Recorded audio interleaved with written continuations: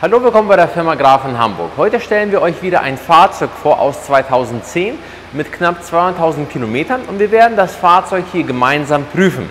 Der Kunde möchte das Fahrzeug länger behalten, deswegen ist er hier, dass wir die einzelnen Sachen einmal durchchecken, ob sich das Behalten überhaupt lohnt, ne, oder ob man sehr viel Geld in so ein Fahrzeug investieren möchte.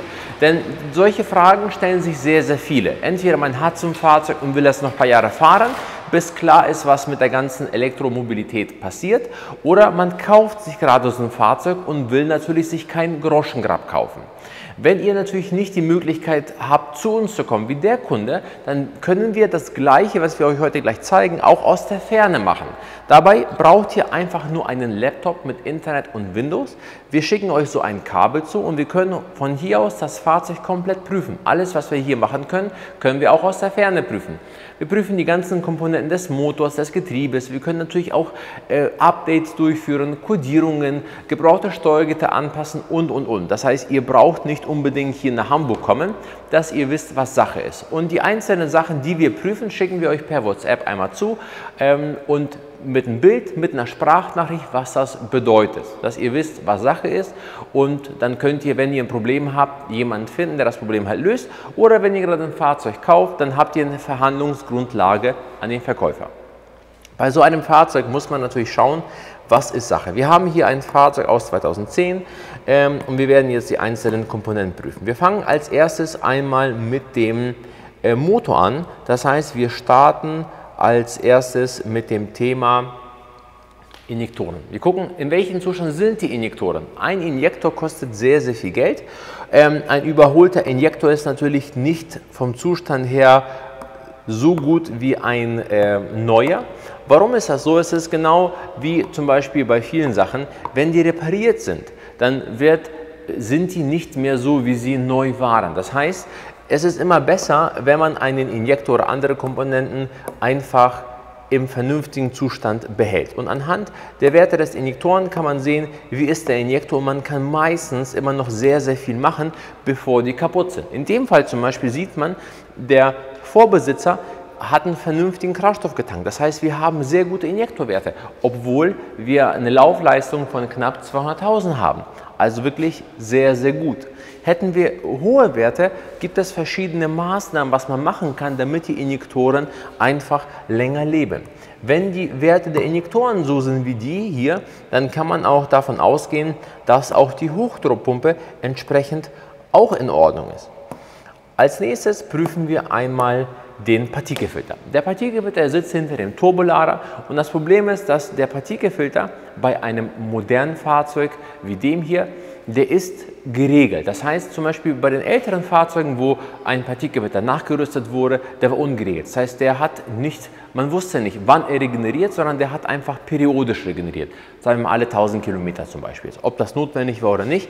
So, bei den neuen Fahrzeugen haben wir immer Sensoren. Das heißt, die Sensoren gucken, ist eine Regeneration notwendig, ist eine nicht notwendig, weil eine Regeneration ist immer blöd, weil bei einer Regeneration wird mehr Kraftstoff eingespritzt, der gesamte Kraftstoff, der landet nicht immer nur im Partikelfilter, sondern landet auch teilweise im Öl, das Öl wird verdünnt und so weiter und so fort. Deswegen ist es natürlich besser, wenn man den Partikelfilter nicht zu häufig regeneriert. Aber das Problem des Ganzen ist einfach, dass die Sensoren einfach kaputt verzeihen. Das Problem des Ganzen ist, dass so ein Sensor vom Partikelfilter natürlich auch kaputt gehen kann. Das heißt, der Sensor, der ist ja nicht unkaputtbar. Der misst den Abgasgegendruck und den prüfen wir gerade hier. Und irgendwann ist zum Beispiel so ein Sensor nach 12 Jahren verkokt. Und verkokt, dadurch kann er die Werte nicht richtig messen. Und wir sehen hier zum Beispiel, wir messen die Werte einmal im Leerlauf und wir messen die Werte bei 2000 Umdrehungen. Und ihr seht, die Drehzahl erhöht sich zum Beispiel. Das Fahrzeug ist hier, wir hören, wie das Auto klingt. Das heißt, wir können schon sehen, ob diese Werte halt realistisch sind oder halt nicht. Aber so ein Sensor kann auch kaputt gehen. Ich würde immer empfehlen, wenn so ein Auto 10 Jahre alt ist, ihr so ein Auto gekauft habt oder halt behalten wollt, ne, tauscht den Sensor. Der kostet 30 €, aber der kann sehr viel Schaden verursachen. Hier sieht man zum Beispiel die Abgasgegendruckwerte, zum Beispiel bei 2000 Umdrehungen, wir haben Maximalwerte, wir haben Istwerte und daran kann man halt sehen, was Sache ist. Wir können auch zum Beispiel sehen, wann der Partikelfilter das letzte Mal regeneriert hat. Dadurch kann man natürlich auch sehen, ob diese Werte überhaupt realistisch sind. Bei manchen Fahrzeugen hat man zum Beispiel auch die Möglichkeit, sich die Rußmasse anzeigen zu lassen, zusätzlich zu der ganzen Thematik, wann er regeneriert hat. Und dann weiß man, was zum Beispiel Sache ist. Das können wir einmal ganz genau einmal gucken, ob wir hier sehen, letzte Regeneration, so, oder ob der will. Vor 350 Kilometern hat das Fahrzeug regeneriert. Das heißt, diese Werte, die wir hier zum Beispiel sehen, sind auch realistisch. Was wir hier auch leider sehen bei dem Fahrzeug, wir haben eine Software aus 2009. Das heißt, das Fahrzeug ist auf den Markt gekommen und seitdem es auf dem Markt ist, wurde es noch nie geupdatet. Deswegen zum Beispiel die Motorsoftware ist eine der allerersten, die es je gab. Das heißt, die ist voller Fehler. Die Hersteller publizieren neue Updates, damit natürlich diese ganzen Fehler und Prozesse, die Fehler entfernt werden und die Prozesse perfektioniert werden. Das ist halt leider hier nicht der Fall.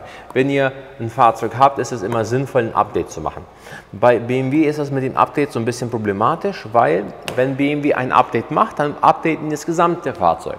Und bei so einem Fahrzeug, was 12 Jahre alt ist, hat man leider die Gefahr, dass die 20 Steuergeräte, die das Auto hat, bei dem Update kaputt gehen können. Und BMW haftet nicht für diese Steuergeräte. Wir können die Steuergeräte einzeln updaten und wenn wir so ein Update durchführen, also von den jeweiligen Steuergeräten, dann haften wir auch für das Steuergerät. Das heißt, ihr habt kein Risiko. Geht das Steuergerät bei uns kaputt, dann besorgen wir euch ein gebrauchtes, passen das an. Weil ein neues Steuergerät kostet irgendwie um die 1.300 Euro. Das ist immer so ein bisschen die Problematik bei diesen Steuergeräten. Das ist ein relativ moderner Motor, das heißt, obwohl das Fahrzeug jetzt 12 Jahre alt ist, kann man sehr, sehr viel prüfen. Auch bei den Benzinern kann man auch sehr viel prüfen. Das heißt, viele Komponenten kosten sehr, sehr viel Geld und bevor man das irgendwann bezahlen muss, prüft man das alles. Als nächstes prüfen wir einmal die Dreiklappen. Wir haben eine Ansaugbrücke und in der Ansaugbrücke haben wir die Dreiklappen, die sorgen dafür, dass die Ansaugbrücke in einen Drall. So, und hier sieht man zum Beispiel, wir steuern die Ist-Werte an. Wir gucken, wie weit lassen sich die Dreiklappen aktivieren. Das ist sehr wichtig. Ich zeige euch einmal hier eine Ansaugbrücke, dass ihr das mal gesehen habt, wie sowas halt auch aussehen kann. Weil die Ansaugbrücke, die Dreiklappen, die verrußen. Und die verrußen natürlich durch Ruß. Hier kann man das sehen. Vielleicht kannst du einmal kurz zeigen. Ich weiß nicht, ob man das auf dem Bild erkennen kann. Hier vielleicht. Das heißt, dem Motor werden permanent Abgase zugeführt. Und diese Abgase sorgen halt dafür, dass die Dreiklappen irgendwann anfangen zu klemmen. Die Dreiklappen sind aber wichtig für eine erfolgreiche Regeneration des Partikelfilters. Bei den älteren Modellen, vielleicht erinnern sich einige von euch, sind die Dreiklappen in den Motor reingefallen und haben Motorschaden verursacht. Das wird bei dem Fall nicht der Fall sein, weil die werden elektronisch angesteuert und bevor das passiert, bekommen wir auf jeden Fall eine Fehlermeldung und die fallen auch nicht rein, aber trotzdem muss man halt natürlich schauen, dass die Dreiklappen halt vernünftig funktionieren. Warum verkoken die überhaupt? Weil dem Motor wird permanent Abgase zugeführt. Diese Abgase lagern sich halt im Motor ab, wie zum Beispiel bei den Dreiklappen, die lagern sich auch im AGR-Kühler ab und die lagern sich natürlich und die versotten den gesamten Motor. Das heißt, da auch, wo die Ventile sind. Als nächstes werden wir zum Beispiel prüfen, Versottung der Ansaugkanäle. Bei der Ansaugbrücke, wenn die zum Beispiel versottet ist oder die Dreiklappen klemmen, man tauscht sie aus. Ich glaube, die kostet bei BMW um die 1.500 Euro ungefähr, ne? Eine neue Ansaugbrücke, plus Einbau und so weiter. Was wir jetzt prüfen, sind die Ansaugkanäle, da wo die Ventile sind. Das heißt, wir prüfen jetzt, wie viel Luftvolumen haben wir noch übrig und wie viel Luftvolumen ist bereits durch die Versottung, durch die AGR bereits belegt. Das ist natürlich für uns keine schöne Sache, wenn das Volumen belegt ist, weil dann läuft das Auto zu fett. Denn das Auto ist natürlich nicht sehr schlau, der versteht nicht, dass ich auf einmal weniger Volumen habe und ich normalerweise mein Kraftstoffgemisch anpassen müsste an das kleinere Volumen, sondern der spritzt genauso viel Diesel ein wie vorher, aber wir haben auf einmal weniger Luft, was reinpasst in den Motor. Und das prüfen wir jetzt. Ihr hört ja, das wird alles angesteuert. Genau die gleichen Prüfungen machen wir auch aus der Ferne. Und auch mit den gleichen Ergebnissen und auch mit der gleichen Sprachnachricht. Das heißt, wenn ihr zum Beispiel zu Hause sitzt mit dem Kabel, was wir euch zugeschickt haben, dann geht die Drehzahl hoch, runter und so weiter. Das ist eigentlich eine coole Sache. So, auf jeden Fall, hier sieht man das Ergebnis. Das ist die Versottung der Ansaugkanäle. Hier sieht man zum Beispiel minus 30 und 30 sind die Maximalwerte. Wir haben einen Wert von ungefähr 10. Das heißt, Knapp 30% des Luftvolumens ist bereits belegt durch Ruß. Okay, das Fahrzeug ist 12 Jahre alt. Was würde man in dem Fall machen? In dem Fall würde man eine Walnuschalenreinigung machen. Hört sich an sich relativ einfach an. Wir haben auch das gleiche Gerät wie die Niederlassungen benutzen, gibt es ein standardisiertes Gerät. Das Problem ist, um zum Beispiel so ein Fahrzeug zu reinigen, mit Ansaubrücken, Austausch, liegt beim Preis ungefähr bei 3.500 €. Dass man ungefähr erstmal eine Hausnummer hat, wie teuer sowas halt ist. Ne? Zweite Problematik, es gibt Firmen, die bieten eine Walnuschalenreinigung günstiger an zum Beispiel. Ist ja auch alles super. Man muss nur verstehen zum Beispiel, wenn man diese Ventile vernünftig reinigen will, das ist eine scheiß Arbeit. Ein Ventil ist rund, du hast eine Art Stab, wo das Walnussgranulat rauskommt und du musst mit dem Stab einmal hier rum und einmal darum. Ne? Die Ventile musst du halt verändern. Das heißt, wenn du das vernünftig machen willst, dauert das ewig. Ne? Deswegen muss man immer halt rechnen, ca. 4 bis 5 Stunden. Und nur um diese Walnuschalenreinigung zu machen. Ne? Und so viel Mühe macht sich normalerweise keiner. Nur einfach zum Verständnis. Natürlich kann man zum Glück, wenn man das gemacht hat, das hier prüfen. Das heißt, wenn ihr zum Beispiel so ein Problem habt und das gereinigt habt, dann könnte man im Nachhinein prüfen, haben die das vernünftig gemacht oder halt nicht. Ne? So. Was interessant ist zum Beispiel als nächstes, wir können sehen, wie unterscheidet sich die berechnete und die gemessene Luftmasse voneinander. Das, was ich gesagt habe. Ne? Das heißt, wie hoch ist die Differenz von dem Druckverlust oder beziehungsweise Luftverlust, Volumenverlust in dem Motor. Ne? Aus diesen ganzen Daten kann man dann schlussfolgern, wie ist der Zustand und was macht halt Sinn. Und wenn ihr so ein Auto kauft, dann bekommt ihr auch bei einer Sprachnachricht zugesagt, womit ihr ungefähr planen könnt, um das Problem oder das Problem oder das Problem zu lösen. Und man sieht das ja auch, es ist alles idiotensicher und dann kann man das auch dem Verkäufer auch entsprechend so ein bisschen zeigen und mit ihm auch halt reden. Dass der halt auch versteht, ihr erzählt ihm da auch keinen Quatsch, sondern das hat alles seine Daseinsberechtigung. Eine sehr, sehr wichtige und auch teure Sache, die oft kaputt geht, ist der AGR-Bypass oder AGR-Kühler. Wir haben hier einen AGR-Kühler. Hier haben wir die AGR selber. Ne? Das heißt, wenn jetzt zum Beispiel die AGR aktiv ist, sind die Abgase ja heiß, weil die wurden ja schon verarbeitet und die laufen durch den Kühler.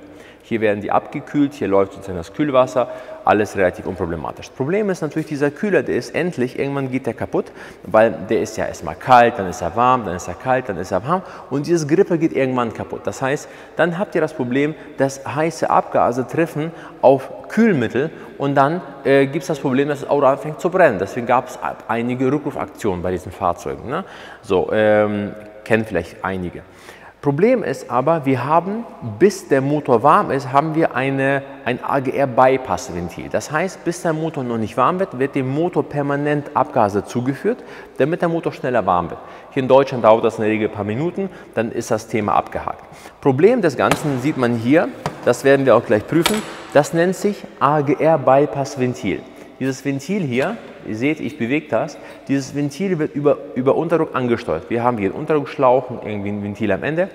Wenn natürlich dieses Ruß, was wir hier zum Beispiel gesehen haben, ne, wir haben hier zum Beispiel diesen ganzen Ruß, dieses Ruß haben wir natürlich noch extrem verstärkt in dem Bereich, wo diese Klappe arbeitet. Ne?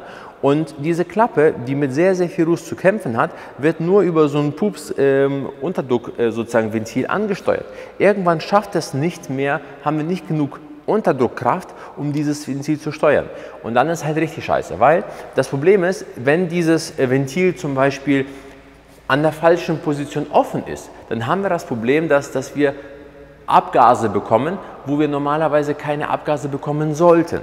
Und das alles verfälscht auch viele Werte. Deswegen prüfen wir dieses AGR-Bypass-Ventil, ob das halt richtig arbeitet. So. Bei manchen Fahrzeugen ist es so, dass er dieses Ventil zum Beispiel über eine Art Grafik uns zeigt von Temperaturen. Bei manchen Fahrzeugen ist es so, dass er das halt auch ansteuert, dass man sieht, ob sich das bewegt. Das heißt, je nachdem, was ihr für ein Fahrzeug habt, muss man immer halt differenzieren. In dem Fall müsste ich jetzt einmal rausgehen und gucken, ob dieses AGR-Bypass-Ventil auf und zu geht. Ne? So, das können wir uns jetzt im Endeffekt sparen. Aber wenn jetzt zum Beispiel dieses Teil nicht richtig funktioniert, dann sind auch die Werte, die wir zum Beispiel sehen vom Partikelfilter, auch nicht realistisch. Weil wir haben dann einfach einen ganz anderen Abgasgegendruck in dem Motor, wenn diese Klappe nicht zu ist, man sie zu sein sollte. Deswegen muss man halt diese ganzen Werte nicht einfach nur lesen, sondern auch ein paar Sachen halt mitdenken, damit das alles halt passt, ne? Das Fahrzeug hat natürlich ein Automatikgetriebe und natürlich auch ein Verteilergetriebe. Bei dem Verteilergetriebe ist das ein relativ einfaches Konzept. Beim Verteilergetriebe nur kurz angerissen, dass man halt versteht. Das Verteilergetriebe funktioniert so: Wir haben Kupplungslamellen. Diese Kupplungslamellen werden zusammengedrückt und das Auto fährt nach vorne. Das Zusammendrücken übernimmt ein Stellmotor, das ist dieser hier, ne? Das heißt, durch dieses Ding wird er drückt das zusammen und drückt das wieder auseinander zum Beispiel, ne? So, an sich relativ einfaches Prinzip. Das Problem ist, dieser Stellmotor ist halt blöd, das heißt, er versteht nicht, dass diese Lamellendicke über die Jahre sich verändert hat. Das heißt, die ist nicht mehr genauso wie früher. Das heißt, wenn so ein Fahrzeug zum Beispiel ein Verteilergetriebe hat, dann sollte man das Verteilergetriebe alle bis 60.000 bis 80.000 spätestens spülen. Spülen heißt, die meisten Verteilergetriebe haben keine Ablassschraube mehr, sondern eine Ablass- und Befüllschraube. Altes Öl absaugen, neues befüllen und das mehrmals machen, bis das Öl halt sauber ist, und dann Adaption. Das zum Thema Verteilergetriebe. Automatikgetriebe ist eine ganz andere Hausnummer. Da komme ich gleich dazu. Das heißt, das Auto hat natürlich ein Automatikgetriebe und das Automatikgetriebe sollte man halt prüfen, denn das kann halt sehr, sehr teuer werden. Deswegen, wir werden jetzt gemeinsam das Automatikgetriebe besprechen, welche Maßnahmen, Probleme es da gibt, damit man einfach nicht dazu kommt, dass es kaputt geht. Wir werden in dem Video darauf eingehen, warum bei diesem Fahrzeug eine Getriebespülung leider die falsche Maßnahme war und warum so ein Getriebe nach einer Getriebespülung sehr, sehr viel schlechter schalten kann. Wichtig ist zu verstehen, dass wir darauf hinaus wollen, dass ein Getriebe möglichst lange hält. Denn eine Getriebereparatur ist nicht die richtige Lösung. Denn wenn ein Getriebe instand gesetzt wird, wird nicht alles getauscht, sondern es wird nur bestimmte Bauteile getauscht. Und ein instand gesetztes Getriebe fährt niemals so gut wie ein Getriebe, was neu gewesen ist und erhalten wurde. Genau vergleichbar mit einem normalen Zahn ist niemals so gut wie zum Beispiel eine Krone. Das heißt, eine Krone ist immer schlechter, genauso auch in dem Fall. In dem Video gehen wir gleich auf die einzelnen Sachen ein, wie man ein Getriebe möglichst lange hält, welche Maßnahmen es gibt, um ein Getriebe möglichst lange zu behalten und wie man überhaupt herausfinden kann, was ist die richtige Maßnahme für mein Fahrzeug. Und zwar bei einem BMW oder auch anderen Herstellern haben wir Adaptionswerte. Anhand der Adaptionswerte können wir den Zustand des Automatikgetriebes angucken. Einmal kurz aufs Getriebe eingehend. Das Getriebe, egal ob ihr ein 6-Gang-Getriebe habt, ein 8-Gang, was auch immer, das Prinzip ist sehr ähnlich. Wir haben einmal die Mechatronik, die sorgt dafür, dass die Gänge geschaltet werden. Wir haben das Getriebegehäuse. In dem Getriebegehäuse haben wir die Lamellenpakete, die sind hier. Die sehen so aus, davon haben wir sehr, sehr viele. Normalerweise 6 Pakete sind hier aufgebaut. Dann haben wir bei der Mechatronik ein Steuergerät, was sozusagen den Schaltvorgang ermöglicht. Das Ganze funktioniert über Öldruck. Das heißt, wir haben eine separate Ölpumpe im Getriebe, die baut einen Druck auf und der Druck wird durch die Mechatronik geleitet und die Gänge werden geschaltet. Sehr einfaches Prinzip. Das Problem dieses Prinzips ist, dass der Druck immer stabil sein muss. Das heißt, wir haben bestimmte Dichtungen, die leider aus Gummi sind, die sind nicht unzerstörbar, die sind nicht aus Teflon, sondern aus Gummi. Und wenn so ein Fahrzeug zum Beispiel 13 Jahre alt ist, ist natürlich klar, dass diese ganzen Gummidichtungen nicht für immer halten können. Irgendwann gehen die halt kaputt. Und dann haben wir einen Druckverlust. Den Druckverlust können wir über die Adaptionswerte halt sehen. Das heißt, wir können sehen, wie viel Druckverlust haben wir. Denn das Getriebe adaptiert den Druck, adaptiert. Das heißt, aber irgendwann kann es nicht mehr adaptieren und das Getriebe geht kaputt. Das Problem ist, je mehr das Getriebe adaptiert, auch wenn es perfekt schaltet, habt ihr trotzdem permanent einen Verschleiß. Warum? Der Druckverlust im Getriebe sorgt für den Getriebeschaden. Warum ist das so? Wenn ihr zum Beispiel einen Schalter habt oder Schalter gefahren seid, dann kennt ihr das. Wenn ihr noch nicht gewöhnt seid, die Kupplung richtig kommen zu lassen, richtig zu kuppeln, dann verschleißt die Kupplung schneller. Genau das gleiche Prinzip haben wir hier. Wenn zum Beispiel wir einen Druckverlust haben, dann haben wir das Problem, dass wir nicht richtig kuppeln können. In der Zwischenzeit, wo das Getriebe den Gang einlegen möchte, haben wir noch nicht genug Druck aufgebaut und in der Zeit schleifen die Lamellen aneinander und verschleißen. und sorgen für einen Getriebeschaden. Und wie gesagt, Getriebeschaden, wenn man ein Getriebe vernünftig reparieren will, muss man die Mechatronik austauschen, die kostet 2.500 Euro. Man muss den Wandler tauschen, der kostet ungefähr 1,5. Man muss das Ganze instand setzen. Das heißt, eine Getriebe instand setzen, wenn man die vernünftig machen will, kostet um die 5.000 bis 6.000 Euro. Ein neues Getriebe, zum Beispiel vom Getriebehersteller selber, kostet um die 8. Ein neues Getriebe vom Fahrzeughersteller, also BMW, die verdienen sich auch mit was dabei, kostet um die 13.000.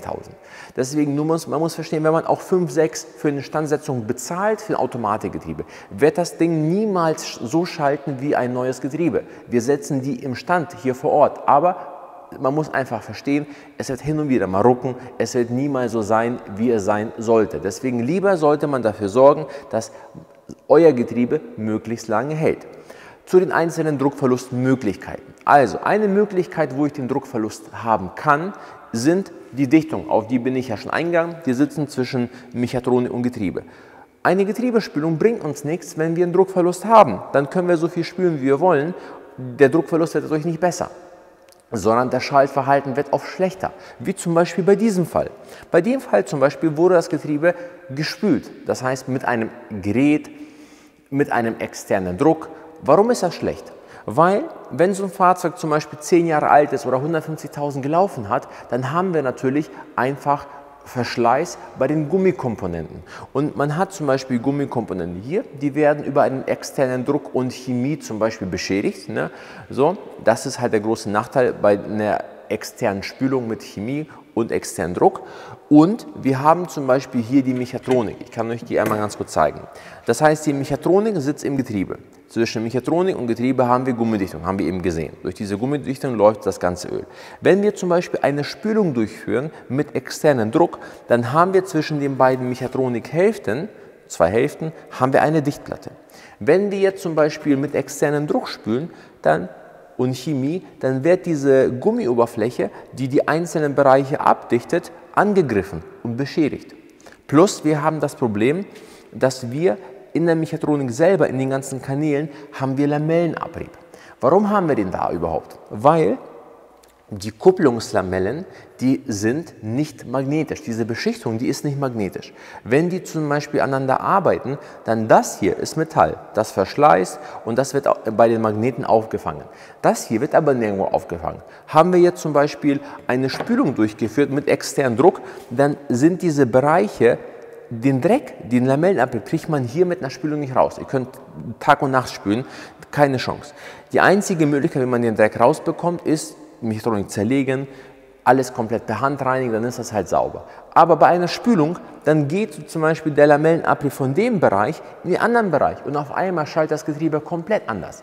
Und deswegen liest man auch viel im Internet, dass Menschen eine Getriebespülung halt durchgeführt haben, um die 1.000 Euro bezahlt haben und danach bereuen sie das, weil sie denken, scheiße, ich habe jetzt 1.000 Euro bezahlt, das Getriebe schaltet schlechter als vorher, bei manchen schaltet es gar nicht mehr. Deswegen muss man einfach schauen, dass man die richtige Maßnahme trifft. Wir haben leider auch Kunden, die woanders eine Getriebespülung gemacht haben, wo normalerweise man hätte was anderes machen müssen und die haben viel Geld einfach zum Fenster rausgeworfen. Und damit euch das nicht passiert, kann man das aus der Ferne prüfen und weiß man, was mit dem Fahrzeug los ist und was ist die richtige Maßnahme. Also, eine mögliche Art des Druckverlustes sind zum Beispiel die Dichtungen. Eine andere Art des Druckverlustes ist zum Beispiel die Dichtplatte, die kann beschädigt sein. Eine dritte Art des Druckverlustes ist die Mechatronik selber. Zum Beispiel entweder die ist voll von Lamellenabrieb und das sorgt dafür, dass wir hier Schaltprobleme haben, oder es kann sein, dass wir bereits hier einen metallischen Verschleiß haben. Aber woher weiß ich das, ob ich hier metallischen Verschleiß habe? Metallischer Verschleiß sieht so aus. Komm mal hierher, und dann kannst du das sehen. Hier sieht man einen Kolben. Ihr seht, der Kolben, der hat metallischen Verschleiß. Der Kolben, der sitzt im Gehäuse. Das heißt, das ist der Kolben von dem Bereich hier. Und der Kolben bewegt sich permanent hin und her. Haben wir schlechtes Öl, schlechte Schmierwirkung, haben wir Lamellenabrieb hier drin, dann verschleißt so ein Kolben und wir haben hier den Druckverlust, einen metallischen Druckverlust, gleichbedeutend mit dem Druckverlust, wenn die Gummidichtungen kaputt sind oder gleichbedeutend, wenn hier irgendwie eine Beschädigung ist zum Beispiel, dann haben wir den Druckverlust hier. Und das ist dadurch, dass wir einfach eine Kompression, nicht mehr die richtige Kompression haben, wie beim Motor. Tauscht ihr beim Motor das Motoröl alle 100.000, dann sind irgendwann die Kolbenringe Feierabend. Genau das gleiche Problem haben wir hier. Wir können bei manchen Getrieben diese Mechatronik instand setzen. Wenn man die instand setzen kann, Glück für euch. Wenn man die nicht instand setzen kann, dann kostet allein die Mechatronik 2.500 €. Wenn man die nicht tauscht oder instand setzen kann, dann geht das Getriebe kaputt. Das ist halt das Problem, was halt ein Kreislauf ist. Wenn man die Sachen zu spät macht oder die falschen Sachen macht, dann wird es irgendwann halt teuer. Und wir werden gleich gemeinsam prüfen oder euch zeigen, wie man diese Mechatronik auf Kompression prüft und auch wie man die repariert, wie man die instand setzt, wie man den Getriebeschaden vermeidet. Denn das ist, was wir wollen. Wir wollen den Getriebeschaden vermeiden. Wir wollen den Druckverlust wiederherstellen. Entweder durch den Austausch der Gummidichtungen. Das ist sozusagen die erste Barriere, was am schnellsten kaputt geht oder am häufigsten kaputt ist. Oder die Dichtplatte. Oder eine Prüfung der Kompression der Mechatronik und eine Instandsetzung, weil etwas bringt uns relativ wenig, wenn wir die Dichtung getauscht haben, die Dichtplatte getauscht haben und dann war der Druckverlust in der Mechatronik.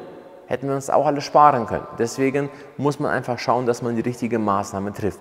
Eine häufige Problematik bei den BMW oder auch Mercedes Automatikgetrieben ist, dass das Getriebesteuergit kaputt geht.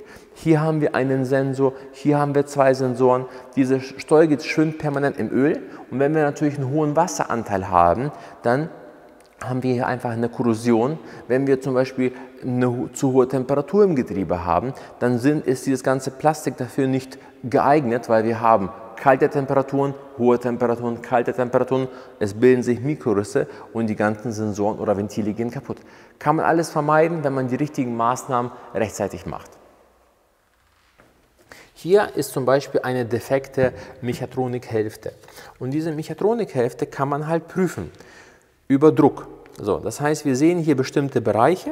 Hier sehen wir einen Bereich, der ist rot und der hat zum Beispiel einen Verschleiß, der ist beschädigt. Das heißt, normalerweise sollte ein Bereich ungefähr bei mindestens 18 sein. Hier könnt ihr zum Beispiel sehen, was wir hier für einen Wert haben. Wir haben hier einen Wert von ungefähr 10. Das heißt, in dem Bereich haben wir zum Beispiel schon einen Druckverlust. Ich kann euch zum Beispiel einen anderen Bereich zeigen. Hier, ne? Ihr habt hier einen Wert von ungefähr fast 30. Das ist ein Wert, der vernünftig ist. Ne? Und wenn wir natürlich in dieser Mechatronik, in dem Bereich halt einen Verschleiß haben, dann haben wir hier einen Druckverlust und dann muss man die Mechatronik tauschen oder man kann die instand setzen. In dem Video werden wir euch auch zeigen, wie wir diese Mechatronik instand setzen. Wir haben hier eine defekte Mechatronik, die wird zu einem Getriebeschaden führen, denn wir haben hier einen Druckverlust. Der Druckverlust ist hier vorne zwischen Gehäuse und dem Kolben. Wir sollten Werte von mindestens 18 haben. In der Regel haben wir Werte von 25 bis 30. In dem Fall haben wir Werte knapp bei 10. Wir werden das jetzt einmal kurz prüfen. Ich zeige euch einmal, wie das jetzt vorher war. Knapp bei 10. Dieser Bereich hier. Wir werden eine Bohrung durchführen, das heißt, wir werden die hier instand setzen, wir werden es aufbohren und dann wird ein anderer Reparaturkolben eingesetzt, dann werden wir das gemeinsam nochmal prüfen. Wir können die Mechatronik hier vor Ort instand setzen.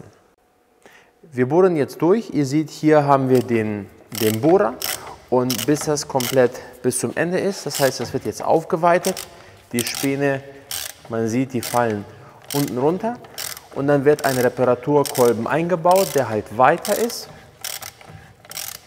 Und dann haben wir Werte wie bei einer nagelneuen Mechatronik. So, wir haben die Bohrung jetzt fertig. Wir bauen das einmal ab. Ihr werdet sehen, wir haben da die ganzen Späne. Danach wird die Mechatronikhälfte gereinigt.